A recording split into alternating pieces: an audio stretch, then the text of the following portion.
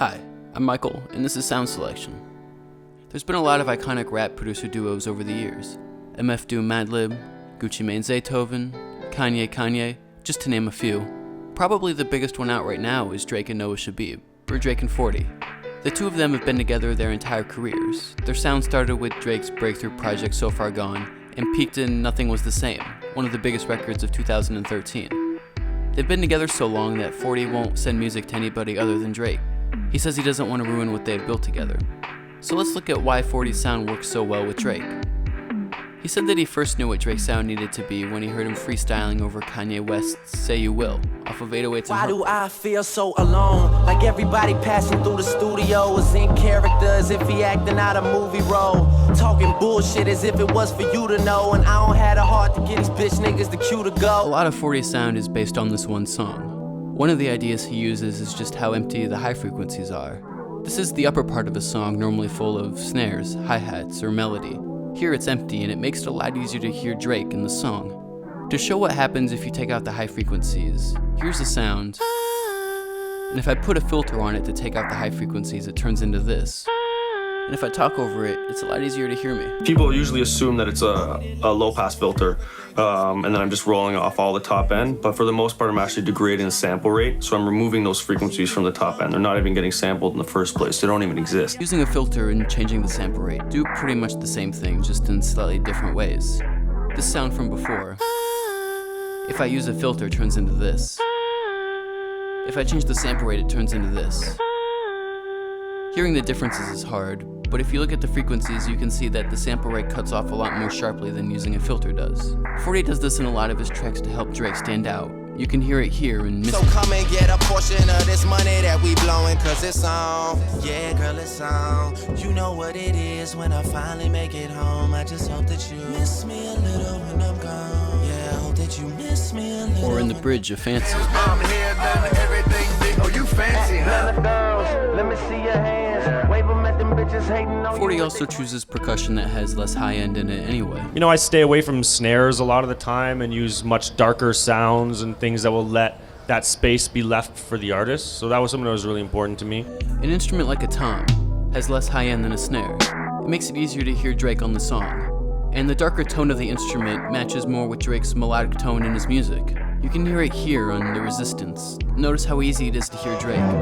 Should I spend a weekend in Vegas? I'm living inside a moment, not taking pictures to save it. I mean, how could I forget? My memories never faded. I can't relate to these haters. My enemies never made it. I am Over My Dead Body. I killed everybody in the game last year, man. Fuck it, I was on though. And I thought I found a girl of my dreams at the strip club. Fuck it, I was wrong though. 40 also doesn't use that much percussion in his songs anyway. A typical hip-hop song has all kinds of snares, hi-hats, or kicks to give the song a groove. You can hear it in a lot of Drake songs not made by 40, like The Motto, which is produced by T-. I'm the fucking man, y'all don't get it, do you? Type of money, everybody acting like they knew you. Go uptown, New York City, bitch. Some Spanish girls love me like I'm out with Buddha. 40 likes to take all of this percussion out of his songs. He's not focused on the bounce as much as the emotions of the song. You can hear it here in Houston, Vegas. Houston, Vegas, Houston, Vegas, Houston, Vegas. Or Doing It Wrong.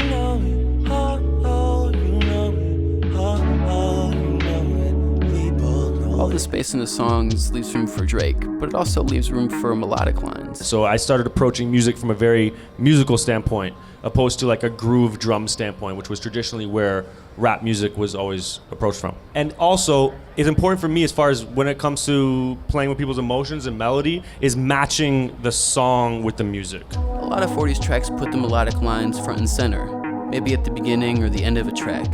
You can hear it on the outro of Marvin's Room.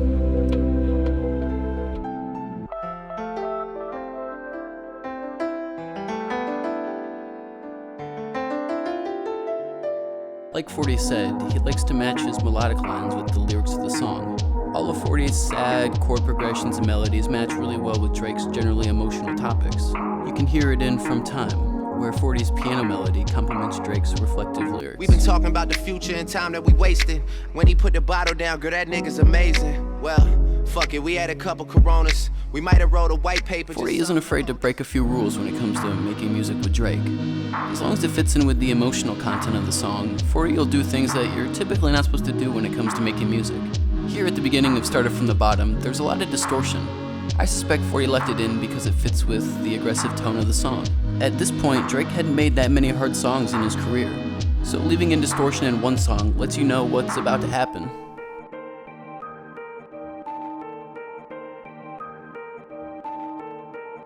Start it. 40 also leaves some distortion in practice, although here I think he did it because they're interpolating Juvenile's Bag That Ass Up, but he still wanted it to feel like a sample.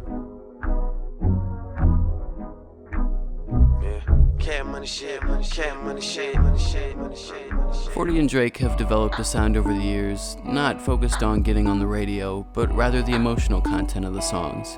40's preference for melodic lines and chord progressions matches with Drake's generally emotional topics, and he wasn't afraid to do weird things with his percussion to match what Drake needed. He even cleared out the top end of his songs to make room for Drake's voice. There's a lot of things to learn from the sound that 40 and Drake perfected together. When working with an artist, don't be afraid to break a few rules as long as it's in service of what you're trying to achieve. Focus on the emotions of the track, mix up the percussion, mix up the melodies. Make something that complements both of your strengths, something that's unique, something that sounds good. Thanks for listening. Let me know what you think of 40 and Drake's music, and if there's any topic you want me to cover in the future.